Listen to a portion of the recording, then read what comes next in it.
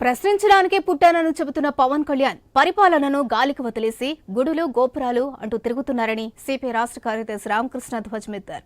ఒక సామాన్య పౌరుడిగా గుడికి వెళ్లడాన్ని తాము తప్పు పట్టడం లేదని, అయితే బాధ్యతాయుతమైన పదవిలో ఉండి పరిపాలనను గాలికి వదిలేసి ఇలా తిరగడం ఏంటని ప్రశ్నించారు. గత ప్రభుత్వంలో అదానీతో జరిగిన ఒప్పందాలను ఎందుకు రద్దు చేయడం లేదని ప్రశ్నించారు. పవన్ కళ్యాణ్ ఇప్పటికైనా ప్రభుత్వం తీసుకుంటున్న నిర్ణయాలను ప్రశ్నించాలంటూ రామకృష్ణ డిమాండ్ చేశారు.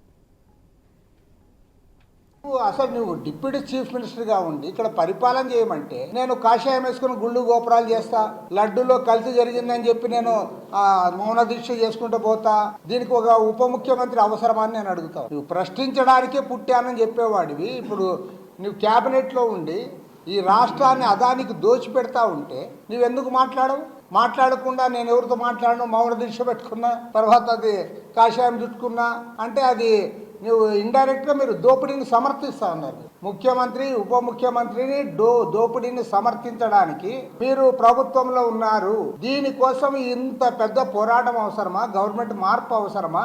ఆ పని ఏదో జగన్మోహన్ మంచిగా చేస్తాడు.